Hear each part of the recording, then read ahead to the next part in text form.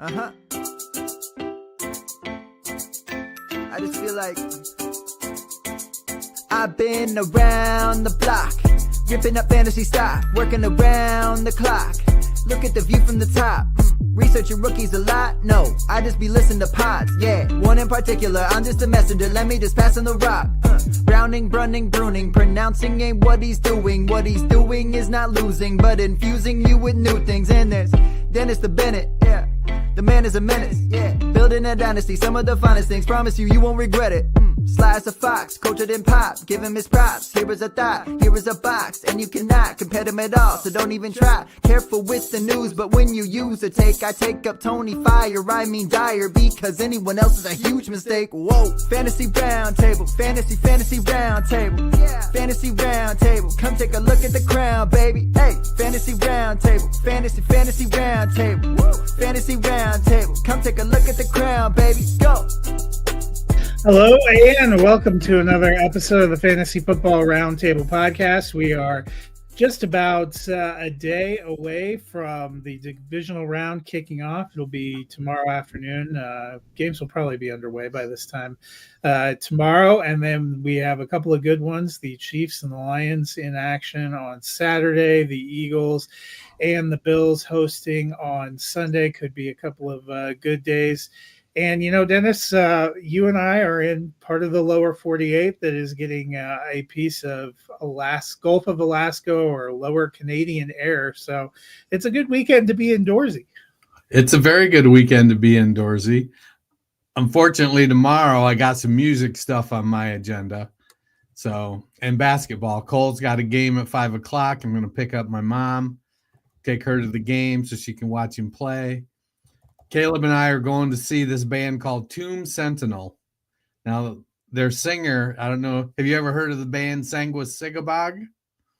No, but you know, the music I listen to in the car on the way in is whatever they're playing in between segments on the NFL Network. So I guess I've become like a grumpy old man listening to talk radio all day.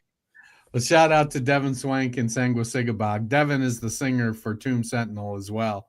So we're going to go check out Tomb Sentinel. And then my wife has tickets to Beartooth. So I may try to catch up with her depending on what time I'm out of the Tomb Sentinel show and go see Beartooth. She loves Beartooth. I'm not a big fan of Beartooth. They're all right. What I like about Beartooth is, as my son tries to develop his music career, I think Caleb Shlomo of Beartooth is somebody he can look to as an example who just was in bands and wasn't quite getting what he wanted out of the bands. And so he just kind of pulled back and took over and kind of did everything himself and ended up becoming quite successful. Not that I expect Caleb to do everything himself, but he definitely has a vision where he wants to go. And so being able to draw inspiration from guys that kind of do that. So that's kind of, you know, I'm going to have to record the games, and which will make watching Sunday like super fun. Yeah. Well, let's hope they're good games. You'll probably be home later at night. You watch your Lions. We'll see. We'll see. See, indeed. Well, there isn't any real big news to speak of. A lot of Tennessee hired a GM that I never heard of. Yeah, I said real news to speak of. So, well, I mean, there are a couple teams out there that don't have GMs that are actively interviewing head coaches, and you know, there's some thought that depending on the coach, how much weight do they carry? They're going to be in control. The GM is their puppet versus some other teams. They're like, I want to bring in a GM to run the team, and he's going to have a say in who the coach is. So it's clear that Tennessee's model is we want to hire a GM. That GM will hire a coach. They already have work together, and they've got the first pick in the draft. Let's get her done. They didn't change coaches, so they already have a coach. Oh, that's right. Shit, I was thinking – I'm off by a year. That's right. No, they just change GMs every year.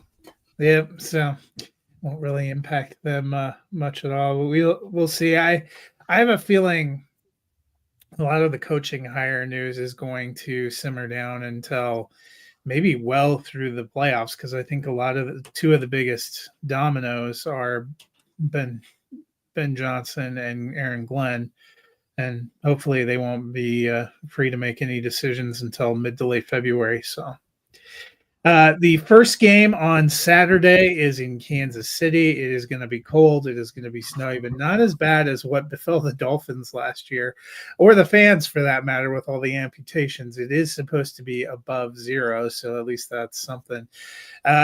Joe Mixon was really good in the wild card round, but he has a banged up ankle. He's listed as questionable, but they're saying he has a, quote, very, very real chance to play. If he can go, what are you expecting to see? I think at this point, he's definitely going to be hampered some. And that's going to be bad for Houston. The Chiefs have the eighth ranked rushing defense. They give up the eighth fewest yards. Mixon has his lowest receiving total since 2020. So it's not like he's going to make that up there. And we've seen actually a lot of times they will bring in Dario Gumbawale on passing downs. So while Mixon does have that low reception total, he has the second highest yards per reception. So when he does catch the ball, he's being productive. When they played Kansas City in Week 16, Mixon was held to 14 carries for 57 yards and caught one pass for 14. So it wasn't a super productive game. Coming in with the ankle injury, Chris Jones is off the injury report for Kansas City. It doesn't bode well for Mixon. I think if the Chiefs are going to, the Texans are going to make a game of it, they're going to have to do it on C.J. Stroud's arm, and he has struggled this year. So that offensive line has started to fall apart a little bit, and with Stroud not playing as well as he did last year, it's going to be challenging. Mixon needs the passing game to click to take the pressure off him in the running game. He's all heart. He'll fight. He's going to go out there and he's going to run hard and he's going to grind for every yard. I just don't expect a game like we saw last week from him. Yeah, the Chiefs, meanwhile, you mentioned Jones off the injury report. Everyone pretty much should be, because they their star players haven't played in like 6 months. 23 days, I believe, 24 days, which is more than 3 weeks. That should have them fresh and back healthy. And obviously, guys that have played this many games and snaps don't really need a ton of reps to know what they're supposed to do. But do you expect any slow starts or any rust for Kansas City coming out in this one? Maybe. They are on a mission to be the first team to three-peat, and they've put aside virtually everything. They don't care what people are saying. They don't care that people want them to win by 50. For them, a win is a win is a win. They're eking it out. They've been playing better as the season closed out. They have the 15th ranked offense in the NFL, 14th ranked passing offense, 22nd ranked rushing offense. Their running game has not been efficient. I mean, Joe Mixon would fit right in with the Kansas City running game when you're talking about efficiency. Mahomes has had the lowest passing yards of his career, tied his career low in touchdown passes. And with the inefficient running game, you have to wonder, like, what is it they're going to try and do? I saw a blurb on Roto World today that they're planning to start Joe Thuney at left tackle over DJ Humphries, who has struggled with a hamstring since he got there. And Thuney played pretty well earlier in the season. I don't know if Thuney's a better left tackle than Humphries by nature. I know Thuney's an older player now, as is Humphries. The big thing is, since Marquise Brown has come back, he's provided, I think, a little bit of stability at the wide receiver position. And him and Worthy have been getting close to 20 targets a game. Worthy is still a guy that you have to worry about. Is he going to drop passes? He doesn't have the best hands. Kelsey's still getting his passing volume, but it hasn't been like, we haven't seen Kelsey with the, 16 target, 12 catch, 100-yard game with 2 touchdowns. Those games have been conspicuously absent this year. But the Chiefs won 15 games, and they're the number 1 seed, and that's really all they care about. I think they have plenty of offense. Houston's got a pretty good defense, but I just think that the weapons that Kansas City has, most notably Patrick Mahomes, are going to be too much. Yeah, and this game was, when these two teams played the Saturday before Christmas, it was somewhat competitive. It ended up 27-19 Kansas City.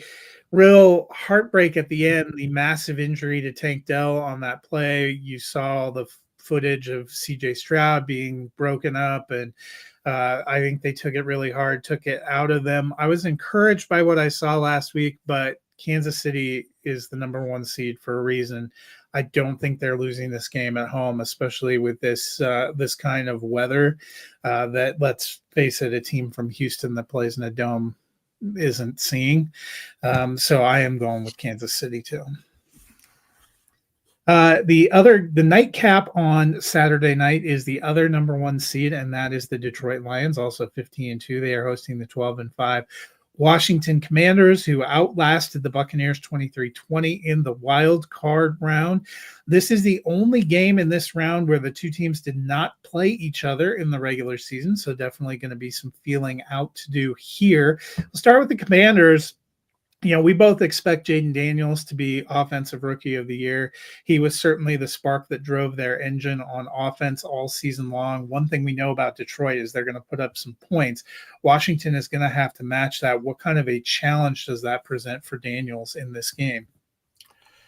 So Detroit's defense is suspect. It was great that we got Alex Anzalone back last week or a couple weeks ago. But Jaden Daniels is just such a big threat. Brian Robinson has not had what I would consider to be a great year. What did he rush for? 799 yards. So what's his? I'm not seeing his YPA, but he didn't look good on any sort of consistent basis. Daniels rushed for almost 900 yards. Detroit gives up the 4th most rushing yards and the 3rd most rushing touchdowns to quarterbacks. So as a Lions fan, I am sweating it. Robinson and Eckler and McNichols will be solid enough that it'll provide balance. Terry McLaurin, my hope is that McLaurin doesn't get matched up against Terry and P.I. Arnold. But I don't know who else we're going to put on him, because I think Arnold, we've got, since we lost Carlton Davis, our defensive backs are a little bit suspect. Brian Branch doesn't have the speed to keep up with McLaurin. We're probably going to have to double him. But then we saw a Diami breakout game. We've seen Olamide Zaccheaus have some big games. Previously, before he got injured, we saw Noah Brown with a couple big games. And then there's always Zach Ertz. So the Commanders have enough weapons for Jaden Daniels. And we've seen Daniels, he played enough college games that he's not in the NFL as a rookie trying to get on-the-job experience. His job was to adjust to the NFL speed and the NFL game, because he started 55 games in college or something like that. It was a lot. And so he's comfortable with the pressure. He can handle it. He's playing really, really, really well. So I expect him to have a good game. Detroit's going to have to make some, plays on defense to take this one. Yeah, let's see. He had 29 games at Arizona State and 26 in 2 years at LSU. So Looks like Maybe you were spot on, 55. he might not have started all of them, but he certainly played a lot. Looking at 338 attempts over 12 games as a freshman. I would say he started those 84 attempts in 4 games. Second year, 301 and third. I would say he was a starter his whole time. I'm not as well versed, but just looking at the average attempts there. Meanwhile, this was a great, much deserved, much needed week off for a team that has been through the ringer. We're very excited that David Montgomery's off the injury report and will be coming back, but they've been getting some defensive pieces back too, and that's probably a greater area of concern for the Lions. We know that offense with the receivers and Sam Laporta and the running backs are going to put up points, but what does this defense need to do to hold the Commanders in check? They need to figure out a way to make them one-dimensional. Terry McLaurin is fast, and he's got good size. And Daniels and him have very good chemistry. So if Washington continues to, have a balanced offense with the pass, the run, and then the quarterback RPOs, that's going to present some issues for Detroit. McLaurin has been playing lights out. They've got to figure who's going to lock him down. And if we have to double cover him, then that's going to open up run options for Daniels. It's going to open up potential run options for, or short area passing opportunities for Eckler and Ertz. Detroit has the 5th best rushing defense, but the 30th ranked passing defense. So if I'm Washington, I'm trying to figure out how can I attack that passing game. And if I'm Detroit, I'm trying to figure out how do I keep Jaden Daniels in the pocket and have them try to rely on Brian Robinson. Detroit gives up a lot of passing yards, but they don't give up a lot of passing touchdowns. But if you can move the ball on them and put yourself in position, when you have a mobile quarterback like Jaden Daniels against the Lions defense that's given up the 3rd most rushing touchdowns to quarterbacks, it feels I am going to be sweating it, something fierce. I'm taking the Lions, but I'm sweating it.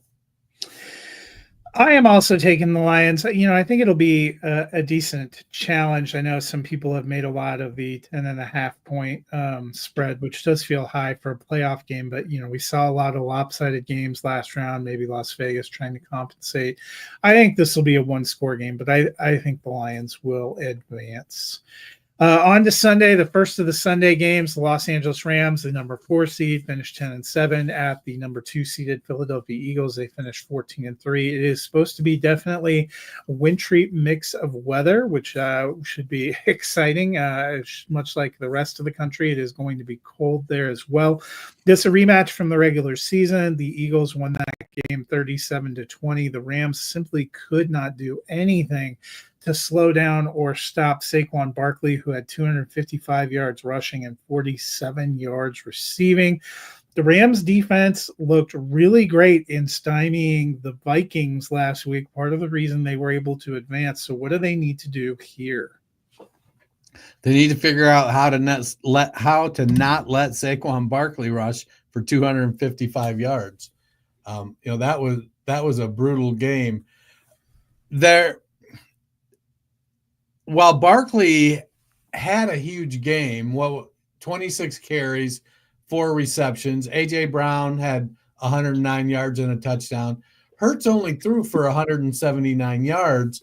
And while Philadelphia had a decent edge in time of possession, 33 minutes and 41 seconds to 26-19, so just about 8 minutes, 7.5, 8 minutes, it wasn't as lopsided as you would have thought with Barkley having that big a game. The Eagles only ran 9 more plays than the Rams. So the Rams had opportunities. Just Philadelphia's defense is good. They can get after it. Hashtag analysis. Yeah. Philadelphia, their passing game can be had though, but Stafford is not mobile, and there's been some issues with the Rams offensive line. But when you've got Puka Nacua, Cooper Kupp, and Kyron Williams, you've got three weapons that can keep the game balanced. And Puka Nacua and Cooper Kupp, the way they run that passing game, we all know what they're going to do, but can you stop it? And very often the answer is no, you can't. Philadelphia had what, 1, 3, 4, 5 sacks of Matthew Stafford in that Week 12 game. If they can get after Stafford and make him uncomfortable, I mean, he threw for 243 yards, which is an all right game, but not spectacular. I think the Eagles can repeat. I'm going back and forth. This is one of those games that I honestly just haven't picked yet, and I'm trying to find a reason to lean one way or the other. Sean McVay is a very, very good coach. Will Chris Shula be able to look back at this Week 12 game? Did it give him enough opportunity to figure out what he needs to do? Because we saw last week that Rams defense with Jared Verse and Braden Fisk, they were getting after it. That defense looked real good. They spent some capital refurbishing that defense after Aaron Donald retired, and it shows. I'm gonna go with the Rams like you did. I'm gonna go there because I want to see Stafford versus the Lions. Yeah, and so part of it for me, the Eagles are a good team. The weather gives me a little bit of pause, but I don't really think that that's gonna kill the Rams. I think their defense is playing a lot better than they were a little bit earlier in the season. They've also gotten their offensive players healthy and more back together in the game. And I think that playoff experience matters. We have seen to be fair, middling track record from Nick Sirianni in the postseason. It was a good season for the Eagles, but I have some questions. They lost Nakobe Dean last week. That was a big blow to their defense. He ends up landing on IR. So that puts them, a player down, and they weren't totally the same. And I think if Green Bay hadn't imploded last week, that game, they would have been pushed a little bit more. They did not show a ton of spark at times on offense. And so I did go with the Rams. That was my one upset pick. Although when it comes to this next game, I'm sure people probably have different opinions about who the favorite should be. And the capper, probably the best matchup of this round on paper, is the Baltimore Ravens 12-5, the 3 seed, at the 13-4 Buffalo Bills, the 2 seed. Both of these teams, are probably the best chances to vie with Kansas City in the AFC. The top two, we think, probably guys in the MVP race here, in Lamar Jackson and Josh Allen meeting here.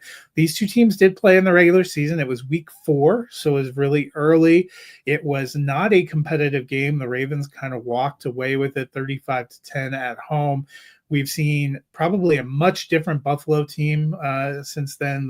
The Bills also went and made a trade to acquire Amari Cooper after that. Not that he has lit the world on fire, but they have made some adjustments to their game. They are a different kind of team. They are playing a different way after that. Baltimore went through some struggles, but really ended on a high note as well. Both these teams pretty easily won their wild card matchups. 2 great quarterbacks, 2 good running backs behind them, and an interesting kind of workmanlike receiving group. We are not expecting to see Zay Flowers. He is doubtful, not likely to play for the Ravens. That leaves them shorthanded. Ray Davis in concussion protocol still has not totally cleared. Could play, but not a lock to play for the Bills. Dennis, this is going to be another one. Going to be cold, single digits. I don't think that will affect either of the teams. We expect there to be quite a bit of snowfall. Both teams are good running teams, so probably won't have a huge impact there. What are you expecting and hoping from this game? It's going to be a good game. You've got two teams that are used to playing in cold weather.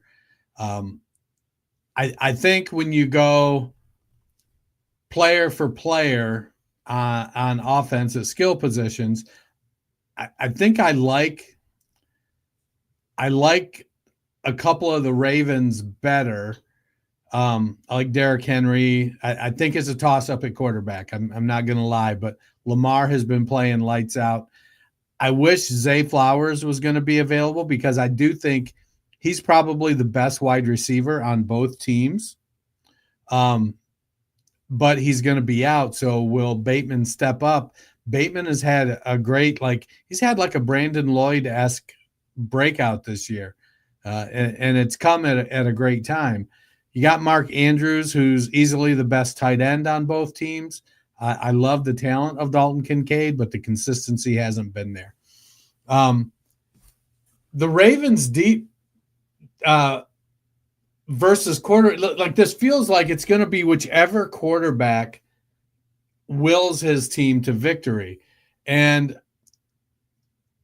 the Ravens defense gives up more passing yards.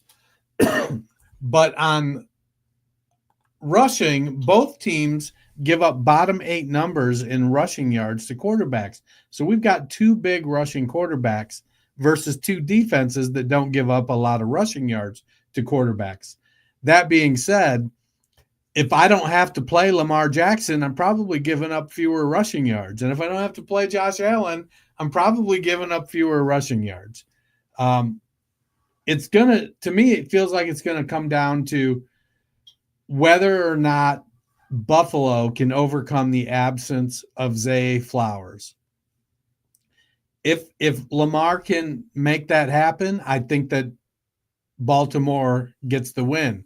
I'm a big Mark Andrews fan, have been since he came out. On one hand, I'd like to see the Bills, get to the next level and after losing 4 straight back in the day, get their shot, but not this year against Detroit. They don't need to go down as the only team to lose 5 Super Bowls without a win. So let's keep them out. I'm taking the Ravens. I think Lamar and Derrick Henry are going to be able to, keep the ball. They're going to be able to control the clock. I think with Andrews likely and Rashad Bateman, they have enough passing weapons. Ronnie Stanley has been healthy, which means now that I've said it out loud, he's going to get himself injured in pregame warmups. So I'm going to take the Ravens, but I'm not comfortable with it. Yeah, and that's where I said, technically I don't consider it an upset because I'm picking the Bills, and I think they are favored, but it's a very slight, standard home team favor. These teams are pretty even. Buffalo though, man, they're the only team to beat Kansas City and Detroit when both were going at full strength.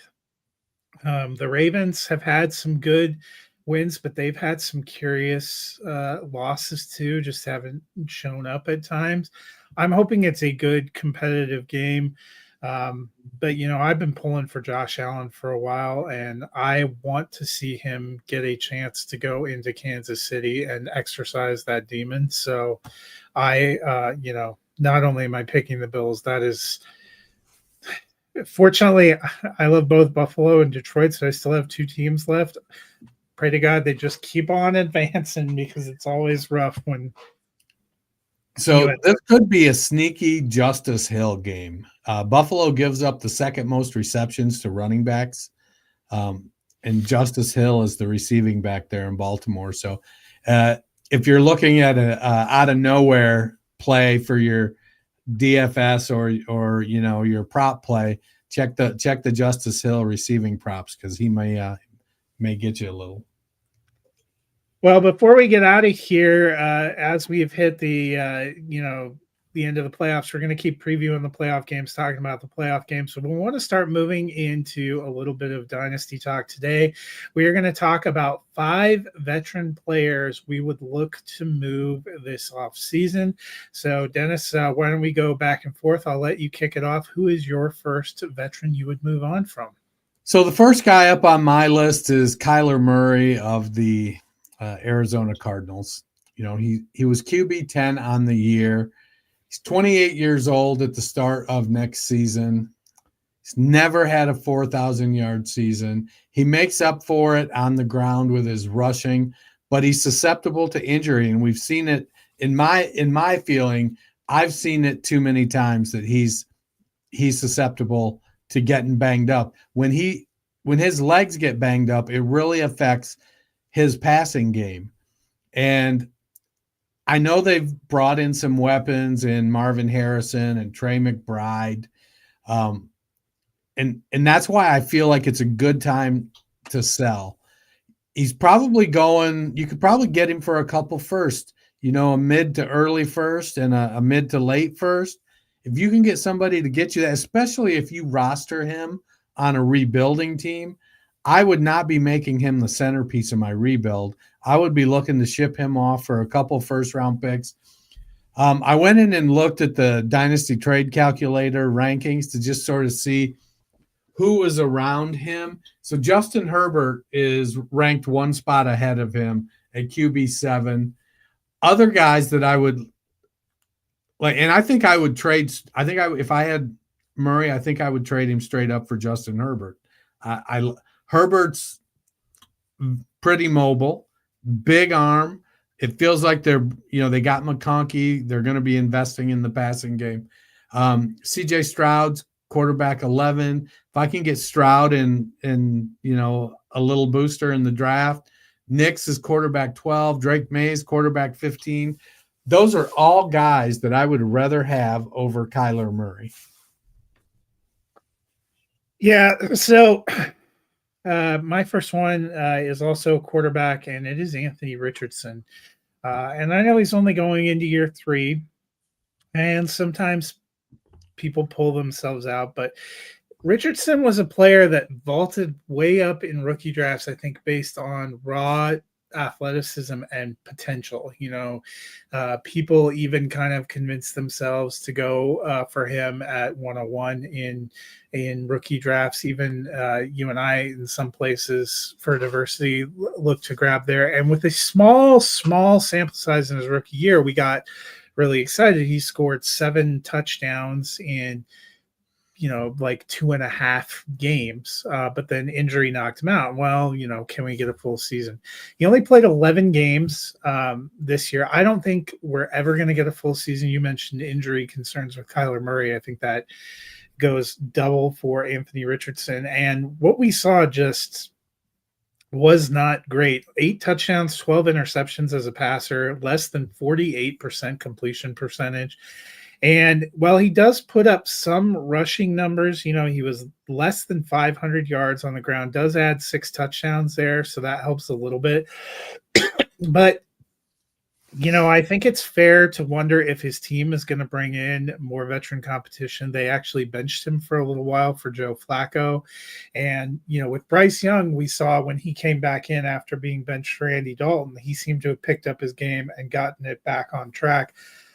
I never really felt that way with Anthony Richardson, who, really struggled as a passer. He said he welcomes competition, but I think if you can find somebody that's still a believer in Anthony Richardson, I'm moving on. I've actually dropped him quite a ways in my dynasty rankings. I have him pretty far down there. I would even take a chance on, some other veterans and players.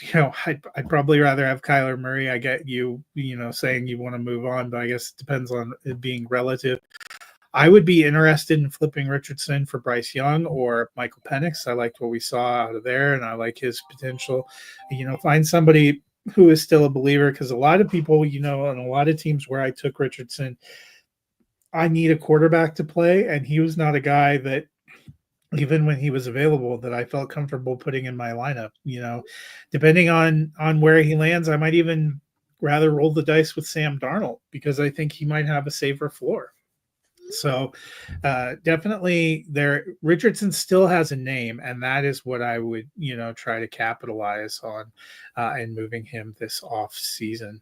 Dennis, who is your second veteran? My second, and I feel bad because I'm a noted Kyler Murray hater, and while I drafted this player in our redraft league, and wrote him all season, it's Kyron Williams. I'm not a believer in the volume versus stature pairing.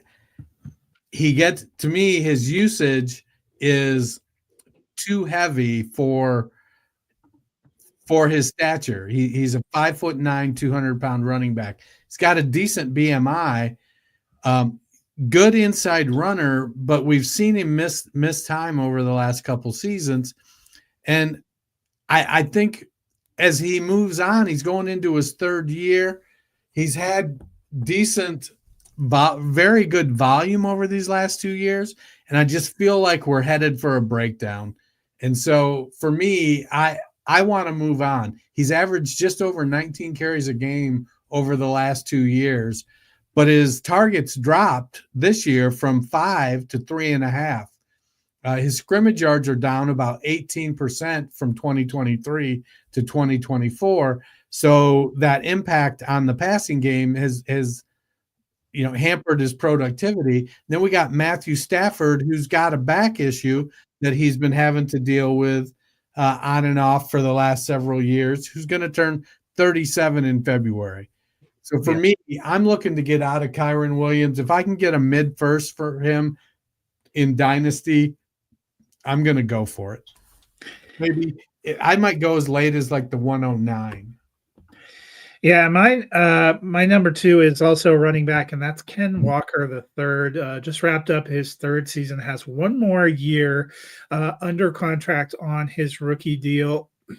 They took Zach Charbonnet. That didn't have much of an effect in year one, but this last year, Walker probably still has the bigger name, and you think of him as kind of the guy back there. I was actually surprised when I went and looked at their stats. He only had 4 yards more on the ground than Zach Charbonnet, even though he had 18 more carries, has a lesser yards per carry. Charbonnet actually more rushing touchdowns than him, looked better and more explosive than him when he got his chances down the stretch of the season.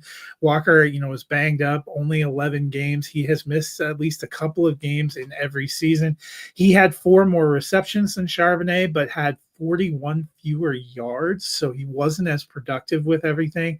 They just let go of their offensive coordinator. They're bringing in another offensive coordinator, and I got to be honest, the Seahawks in general as an offense is something to watch because Geno's walking into a contract year.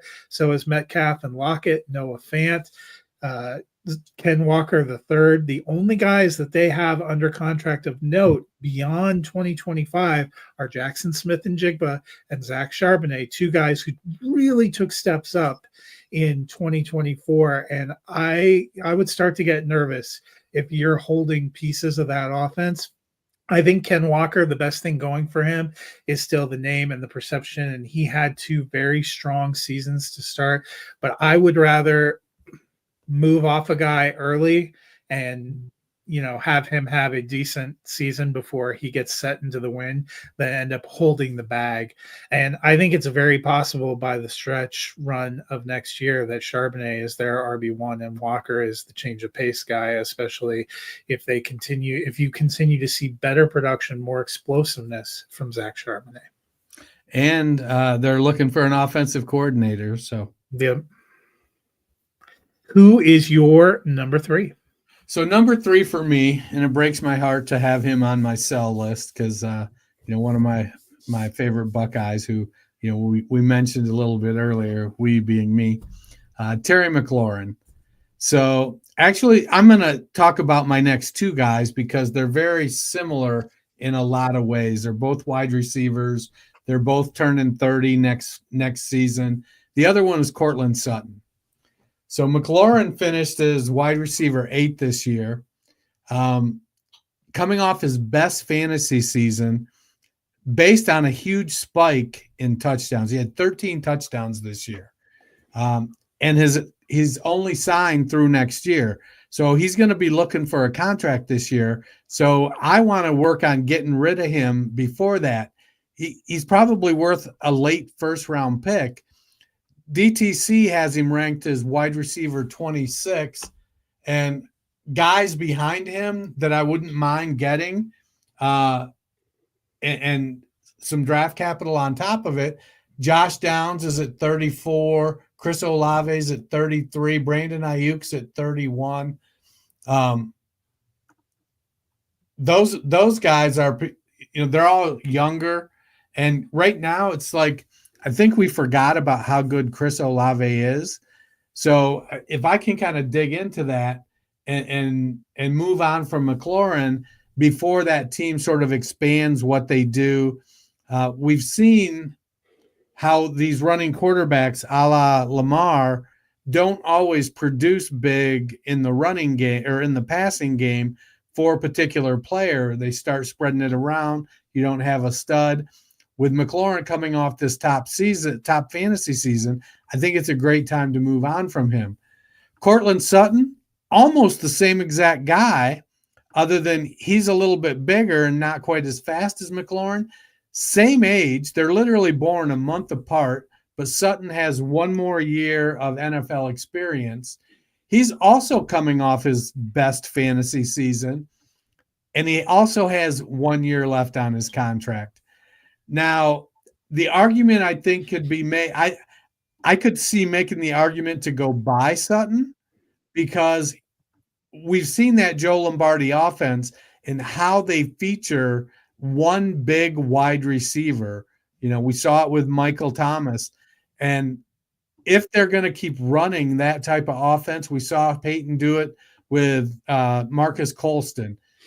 If we keep the argument can be made, but I think at 30 years old, I think it's time to move on from Sutton at wide receiver 47. A.D. Mitchell is one spot behind him. Romeo Doubs is at 53. I don't know how excited we are about Tank Dell with his knee injury. He's not too far behind him. Christian Watson, he's got some injury issues. Marvin Mims at wide receiver 65. So if you take some shots on some of these upside young wide receivers and acquire some draft capital in the move, to me, that kind of makes sense to do that with both of these guys. Yeah, so you mentioned Sutton. My third guy is another Bronco, and that is Javonte Williams. I have loved Javonte Williams and his potential since he was drafted and came into the league. He played all 17 games that rookie season, ran for 900 yards and 4 touchdowns, was in kind of a time split. And we thought, man, we are going to see him take off. And it just has never happened. He finally played all 17 games again, but only 513 rushing yards, still only 4 touchdowns. He has some decent receiving numbers. He's a decent pass blocker, but he is coming to the end of his contract, and it certainly does not seem like he is going to be back with Denver. He is actually a player. I would wait and see where he signs in free agency, and as soon as he signs, try to move him for some draft capital. You might find somebody who is a believer that'll give you a low end first, or I would take a second. I think he is somebody that we're always going to have the highest of hopes for, and we love the talent. And I don't think we're ever going to see a season that's better than his rookie year. As much as I have liked him, and as much as I liked the fit when they drafted him, it just has never materialized. And I don't really think he's going to be a guy that catches fire with a second team. So I'm happy to move on. I know your last guy is a 49er. My next guy up is also a 49er. We both went with pieces out of the 49er passing game, and I think it's just because they have an embarrassment of riches. But mine is the receiver Deebo Samuel. I actually think he is a candidate that could end up being the one that the 49ers move on from in the receiving group this offseason. We saw him in 15 games, but he only had 51 receptions, only 670 yards, and 3 touchdowns. Wasn't a huge factor on the ground. They have a lot of good young running backs that they built up there. I liked what I saw from Jawan Jennings and Ricky Pearsall down the stretch. Brandon Ayuk is coming back. Kittle is there. To me, Deebo Samuel looked a little out of place for the 49ers down the stretch of the season. Even when he was healthy and on the field, he just wasn't a big factor in the passing game. And with that contract, I think he's somebody that may get a fresh start, but I also think he's somebody that benefited from being in a great system with a great offensive mind who knew how to utilize his skill set. And I think the 49ers probably got the best out of him and are going to be looking to move on. And I feel the same for my dynasty teams. Yeah, my last one is George Kittle. So he was tight end 3. He's been a tight end 1 every healthy season of his career. And he turns 32 in October of next year. He's a monster in the blocking game. And while the tight end position, can be a tough one to sort of lean on your team. We've seen it with Kittle. He's gone. He can give you 30 points in a game, or he can give you 1.6, and he's going to be. And the Niners will be just as happy as what they gave you because they won.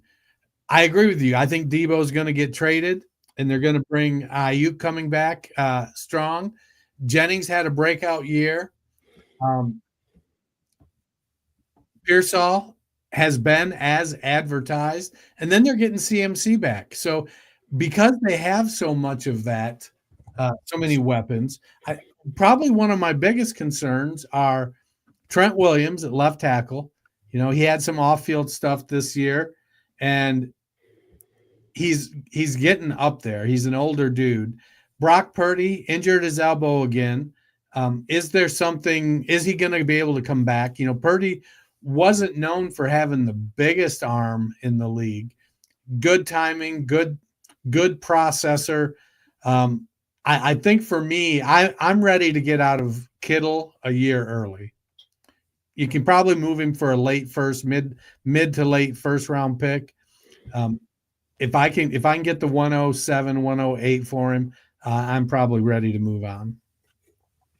Yeah, and my last one is also a tight end, and that is Travis Kelce. Kelce has been rock solid for years, and he had a very good season. He obviously sat the last week, so he missed another game.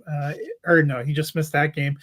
So he only played 16, but he caught 97 passes, had 823 yards. He didn't have as many touchdowns this year as he's had in some years, but he still finished as tight end 5. He averaged more than 12 points per game on a per game basis. Those are all things you are looking for in a season, but we're getting closer to the end. I suspect he's going to have another great postseason as Kansas City makes this run to try to get a third Super Bowl.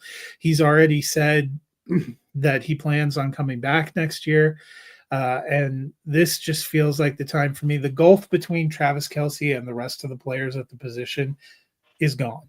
It used to be such a huge positional advantage when you had him because of his points per game over some of these other players. But we've seen a lot of good young tight ends come in.